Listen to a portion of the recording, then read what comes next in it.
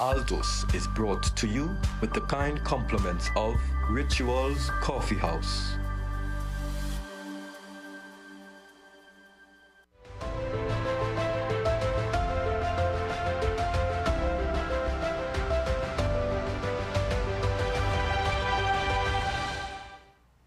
Good evening and welcome to Altos, a news and current affairs program produced by the Catholic News and broadcast here on Trinity TV and on TTT. I'm Neil Parsonlal and I thank Roger Sant for being with you over the last 2 weeks. Here's a look at this week's top stories. A significant change has been made to the protocol to enter the Carapo RC school following threats to the principal. A businessman tells his colleagues there is critical need to rally around the less fortunate as the Living Water community celebrates its golden anniversary. Trinidad-Guyana communities in New York set up a scholarship fund in the name of Jaden Lalchan, the teen who took his life after being bullied. Pope Francis canonizes 14, including the Martyrs of Damascus. And later we talk with Assistant Commissioner of Police, ACP Wayne Meister, on a number of issues affecting you, the national community. And now for a look at our top story. Changes are being made to restore a sense of safety for staff and students at the Carapo RC school after the principal and senior teacher were verbally abused and threatened by some parents last month. Prior to the events unfolding, a resident of the community visited the school to complain about the behavior of some of the boys. Laura Pickford-Gordon tells us more about the changes and other interventions. A new protocol has been introduced for visitors at the Carapo RC. Parents were informed of this at a Parent-Teacher Association meeting held at the school last Thursday, October 17th. Present were school manager Father Stefan Alexander, school supervisors, and personnel from the community police unit. Under the new protocol, parents are required to wait at the gate to collect their children. They are no longer allowed into the compound. The Ministry of Education National Code of Conduct gives the principal or his or her designee the authority to deny access or bar future access or remove or request removal for any visitor whose behavior is disruptive to the educational working environment of the school. The threats to staff have been reported to the police, Ministry of Education, and Catholic Education Board of Management. Various approaches are being implemented at the school to bring safety and security. Chief Executive Officer of the Catholic Education Board, Sharon Mangru, informed that head of the Police, Child Protection Unit and Gender-Based Violence Unit, Acting Superintendent Michelle Rowley-Pounder, visited the school and follow-up sessions to take place with teachers and students. A training session to be organized for staff for improved communication. The community police of the La Joquita Police Station offered parents their services to counsel children as needed. CEPM Quality Assurance Manager counseled 15 boys. Parish priest and school manager Father Stefan Alexander said Catholic education is also forming consciences and providing moral foundations to help students grow and be future contributors to society.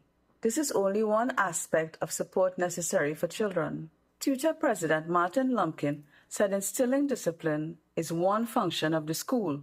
It is becoming increasingly difficult for teachers to carry out that function. Lumpkin said what is happening in schools is a troubling reflection of the wider society. The family, as a primary educator of children, is not being fulfilled in some instances.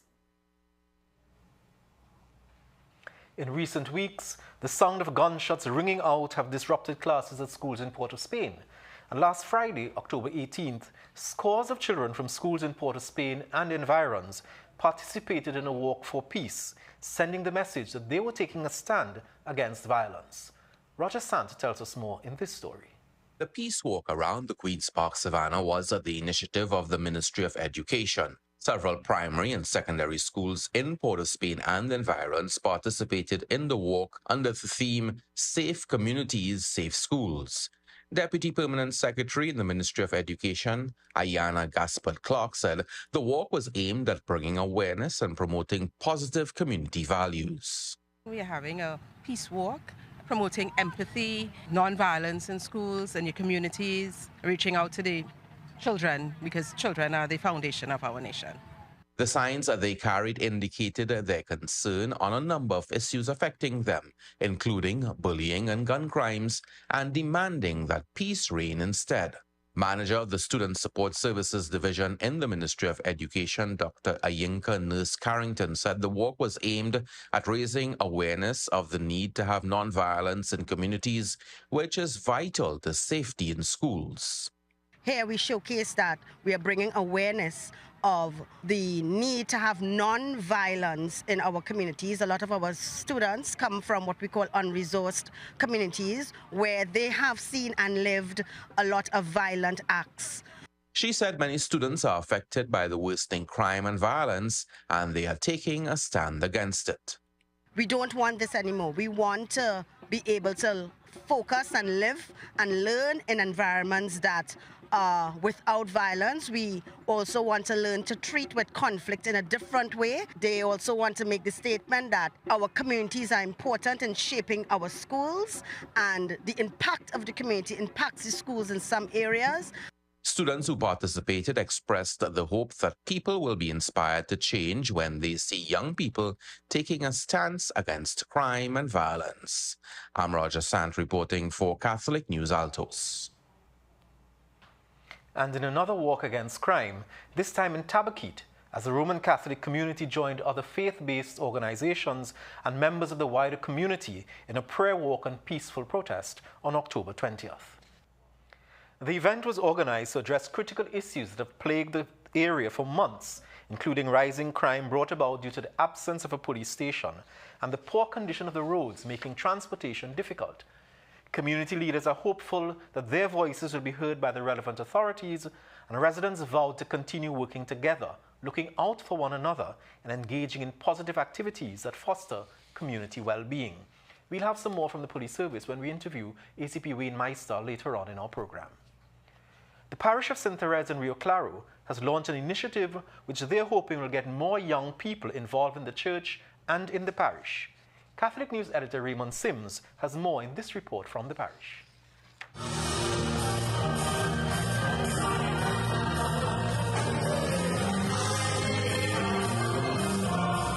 Under the banner theme, Embers of Hope, youth were invited to participate in an evening of prayer, praise, and worship.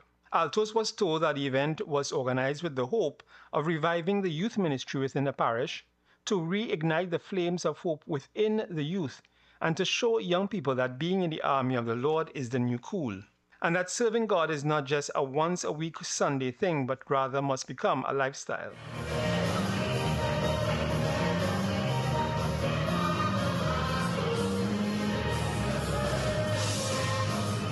One of the organizers, Ezoloni Dumont, told Altos he identifies the event with the prophet Ezekiel when he spoke about dry bones, renewed hope, and spoke new life into the bones because God's word is spirit and life. Altos was told that the young people who attended started off a little shy, but eventually participated fully in the praise and worship.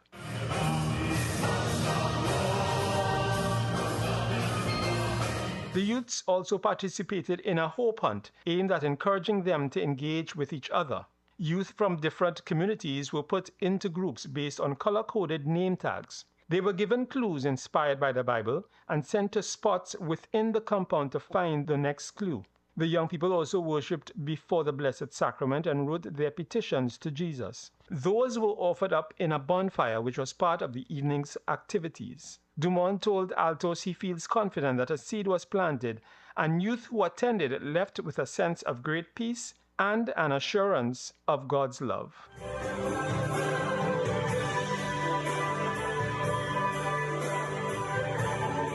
I am Raymond Sims reporting for Catholic News Altos. A scholarship fund is being set up by the Trinidad Guyana communities in New York in the name of Jaden Lalchan, the 15-year-old student of St. Stephen's College in Princestown, who unfortunately took his life after being bullied at school. The communities came together on Sunday, October 20th to hold a vigil for Jaden. Lara Pickford-Gordon has more in this report. Professor Dan Paul Narayan told those gathered last Sunday evening for a vigil for Jaden that neither Jaden's name nor the crime which led to his death should be forgotten. So that when his name is mentioned, anytime, The people of Trinidad and Tobago, the school system of Trinidad and Tobago, will have to sit up and take notice of cyberbullying. Let's get a scholarship fund going for him so that his name will never ever be forgotten in this community and in Trinidad and Tobago. Professor Narine said the system had failed Jaden. That school has to answer many questions. Did they do enough? Did the principal do enough? No. Did the teachers do enough? No. Did the guidance counselors there do enough? No. The therapist, everybody, did his friends do enough? District leader Albert Baldeo said bullying is an issue that affects everyone and must be dealt with by legislators. I spoke to both the Attorney General in Guyana and the Attorney General in Trinidad. And this is not an issue that is Guyanese or Trinidadian. This is an issue that affects us all universally. And that is where they have to come together and make sure that the law takes its course. Community Board 9 Chair Sherry Algredo issued an apology to Jaden. Jaden, we apologize for not knowing and interceding on you before. Jaden, we are here standing, here, hoping to advocate and bring about change. Activist Sabina Sanka urged people to let Jaden's death make a difference. Words have power. Words take lives. Words cost lives. Words harm in the most vicious way that you can ever imagine. The vigil ended with the release of balloons and calls for justice for Jaden. I am Lara Pickford-Gordon for Catholic News, Altos. The Living Water community marked its 50th anniversary last weekend with a gala function for sponsors and donors who have given generously over the years to the work of the community. Co-founder Rhonda Mengo said without the help of God and generous benefactors, the community could not have helped the thousands who have benefited over the years. As Roger San tells us, one businessman says everyone must open their hearts to God's call to help those who are most vulnerable in the society.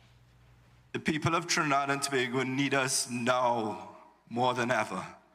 As a business community and as leaders, it is more critical than ever that we rally around those less fortunate with the mission to make a change.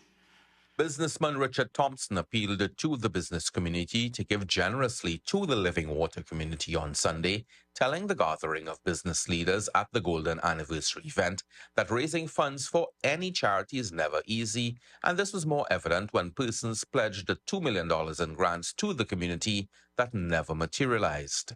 It is why he said that this gala event was used not just to mark the milestone 50th anniversary of Living Waters, but also as a fundraising event. Co-founder of the Living Water community, Rhonda Mengo, said the community could not have made it over the 50-year journey without the generosity of many benefactors. Without your assistance and your support, your encouragement, we could have never made this 50 years and never have the journey that we have had and continue to have, blessed by God and blessed by you. I thank you from the bottom of my heart on behalf of the thousands and thousands of people we have helped over these years and we continue to help.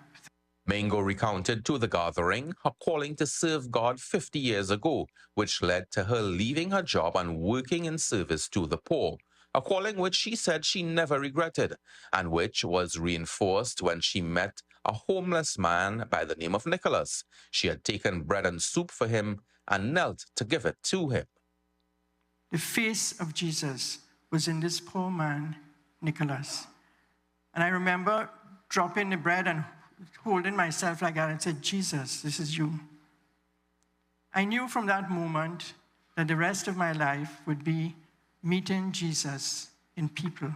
Mengo said that experience taught her that whatever God called her to, she would always find Jesus in the distressing disguise of the poor. I'm Roger Sant reporting for Catholic News Altos.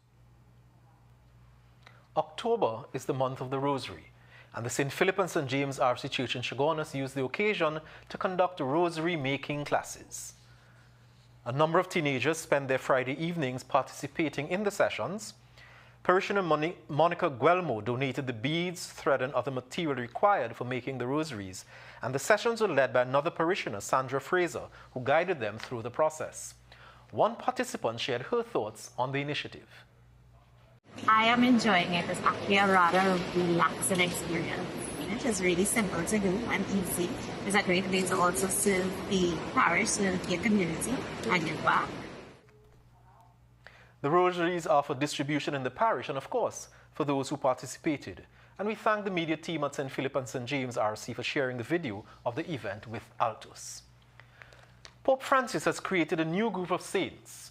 Last Sunday, he canonized 14 individuals, including the martyrs of Damascus killed in Syria during the Ottoman Empire and who have become symbols of Christian persecution.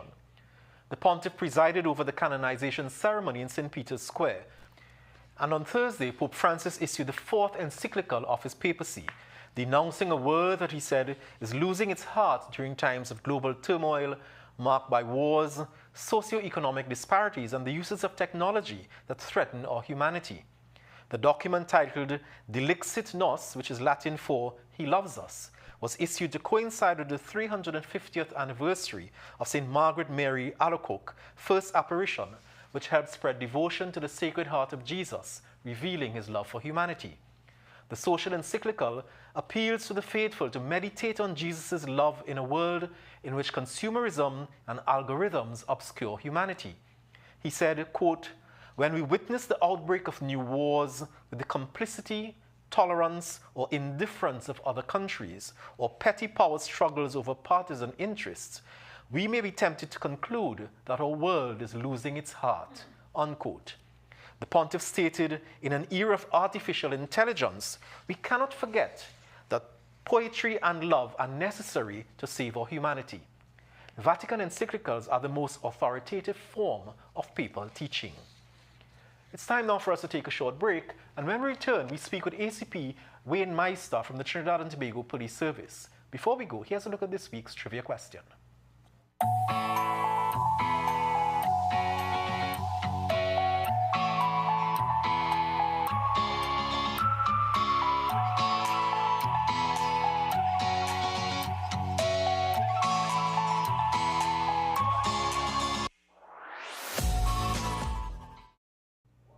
Thanks very much for staying with us. In our previous stories today, we highlighted a lot about crime and the effects of crime on the national community. We have with us via Zoom today the ACP, the Assistant Commissioner of Police for the South Central Division, ACP Wayne Meister. ACP Meister, thanks very much for joining us today. Thank you very much for having me. It's good to have you. It's always good to hear directly from the police service. We noticed that you're dressed in some fancy blue colors. Is that a shade of the blue and gray that we're going back to? No, definitely not. Today's Friday. It's part of our trying to motivate our officers and so on. So there are times that we will be dressed down. Okay then, great. ACP Meister, you have been assigned to the South Central Division. Is there a specific mandate that you have been given for that particular division? Yes, definitely. Actually, that area covers 3 divisions: Central Division, Southern Division, and Southwestern Division. Okay. So the geographic location is from Caroni Bridge, goes straight down to Ikakas. It's a very large area. Yeah. My function is really executive oversight as a supervisor for the 3 divisional commanders to ensure that things are going how we're supposed to go as it relates to security and safety. But one of the key concerns of businessmen in particular and the community down in those areas was the whole question of home invasions. A lot of the national community, not only down that side, but a general feeling of not being safe either in our homes or in business places. What can you say to the residents, to the businesses, that you are going to be doing differently to decrease that level of discomfort that people feel? Okay, well, definitely, and we know that there's a challenge, and we know that there's a real concern as it relates to members of the public. So in addition to our traditional approaches where we have patrols, increased patrols in various areas. What we intend to do additionally is to empower members of the public and let them know how to make themselves a hard target. Okay. So we have what we call deterring, detecting, and defending. So I'll just give you an example. So deterring is basically having your home, if you want to say like a fortress, you have cameras, you have dogs, you have gates, you have different things that will deter the would-be person, because criminals are very lazy. They look for very easy targets, opportunities. So those are just some ways that we try to empower members of the public so they can make themselves a hard target. But even in doing that deterring, you get the phenomenon now of persons dressed like police officers or allegedly like police officers coming into people's homes. How, even if you put up your cameras and even if you have your dogs and a police officer allegedly appears in front of your door, what do you do in that sense when a number of those cases, they have not been police officers? Yes, so we have different scenarios. So for example, if you're home and you have your gates, your perimeter and everything, and you observe that there are persons outside appear to be police officers, right? So what we are telling members of the public now that police officers must have, in addition to the uniform, must have display of their badges. It must be displayed to the public. And you have a right to ask persons to identify themselves and indicate what is the situation. So that is the right of the public. Do not be afraid to ask them or for them to identify themselves, which they're supposed to. All police officers who are trained know they have to identify themselves to the members of the public. So that's one of the precautions that we'll take. So if I'm at home, for instance, and I hear police, the police come knocking on my door or shouting out police, I could stop and tell them to identify themselves first? Definitely, you can. And in the event that they simply just kick down my door and come inside, what redress do I have? All right, so in a situation like that, when I was given the aspect of deterring, detecting, the other D is defending.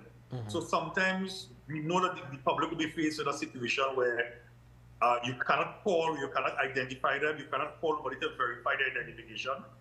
And we ask the members of the public in a case like that to comply. Because if you try to resist, then the violence could reach a particular way. So you have to comply at that particular time. And if possible, you have the ability to observe probably some distinguishing features of the person or things that can help when the police officers arrive that can give us information so that we can address that situation. But we ask the members of the public, do not be a hero, comply. Okay. ACP, we're now way past 500 murders and we're hurtling towards 600. We have 2 months of the year left. It seems that we will get way past 600. What's the feeling within the high command of the police service with respect to us breaking that record this year? Well, definitely it's not good news for us. You know, we are ensuring that we try to put things in place to keep that figure down. We know that it's a collaborative effort. We need the cooperation of members of the public to assist us in all manner. You need to comply with the instructions at that particular time because you may have no choice. And if you try to be a hero, it may go in a different way. So we are asking members of the public to, if it reaches to that stage, well, then you have no choice but to comply. And if it reaches a stage where you may have an opportunity to observe anything that could be helpful to the police, then that is very important. Okay, and this is helping the police in terms of identifying, being able to identify these persons subsequent to the event. Yes, so that we can take the necessary actions. Right. The ACP, there's a question of trust. that the trust between the police service and the citizenry, the national community, has been broken down, and some people say irreparably so. We've seen these policemen and alleged police officers involved in kidnapping. You wonder how much the gangs have infiltrated the police service. We've seen some issues coming out of the academy. Why should we trust the police, and how are you going to go about repairing that trust of the national community? Well, first thing we want to ask members of the public, do not give up on the TTPS. We have systems where we have on our agenda to deal with rogue elements in the service. We are the only organization that prosecute their own persons, and we have done that on numerous occasions. So yes, we have rogue elements, we have bad apples, but the issue is what will we do when we have the evidence to deal with them. And once we have the evidence, they will be placed before the court, just like everybody else. So what we intend to do is to have constant dialogue with members of the public and maintaining that community partnership drive that we're on. So we know that members of the public want to give us information, they want us to operate, and we need to be accommodating to members of the public by virtue of robust community partnerships. And once we continue with that dialogue, we are going to regain the trust of the public. Okay.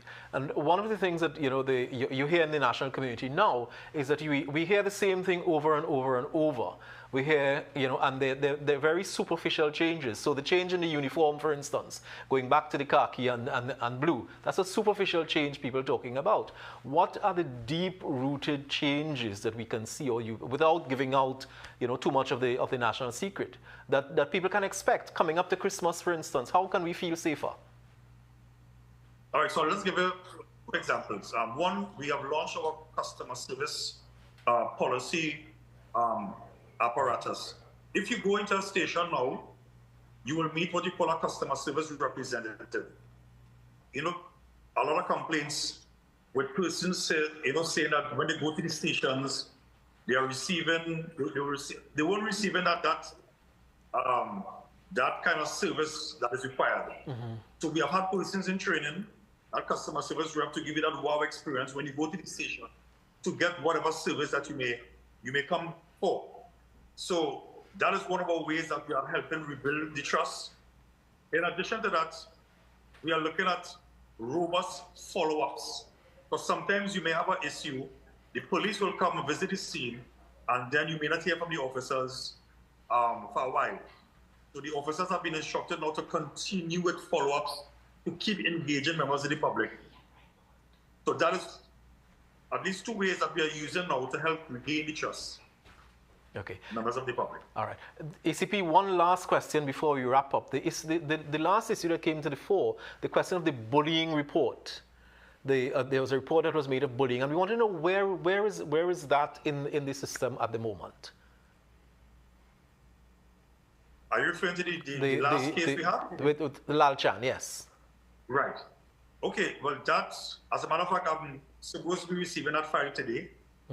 And from there, we are going to go to the DPP for advice. Now, I want to let the members of the public know that it's not a case where we can just say we have evidence to charge because, remember, the victim has committed suicide. Yes. So that means it has us in a very ticklish situation. So we need to get some advice from the DPP to know what is the way forward. More and more likely, there may be an inquest into that matter. Into the death. By the instructions of the DPP. Okay, ACP, there's a lot that we have to talk about again with the police service. We want to talk about the issue of how the police are handling domestic violence cases, for instance. But that's a whole new story, and therefore we'll invite you to join us again on set, perhaps this time, at Altos. But we want to thank you very much for spending some time with us this morning. Well, you're welcome, and I guarantee that on the next occasion, I will be on set. Thanks very much. And for a sneak peek of what's in store in this week's Catholic News, here's Associate Editor Simone DeLochan. In this week's special God at Work edition of the Catholic News, Judy Joseph McSween tells us how to cultivate moment-to-moment awareness. And Monsignor Michael DeVitai reminds that the Eucharist impels us to community and care. I am Simone DeLochan, Associate Editor of the Catholic News. And that's a wrap for the show this week. We continue to urge you, though, to pray, read your Bible, and learn your faith. As we go, we extend our prayers and well wishes for the speedy recovery of a woman police officer, Kiana Mahabia, who underwent emergency surgery at Mount Hope following a robbery attempt at her Caroni home. She was attacked last weekend shortly after returning home after performing with the Trinidad and Tobago Police Service Women's Contingent Band in the Bahamas and New York. We leave you this evening and ask you, please, stay safe and look out for each other. Have a good week, everyone.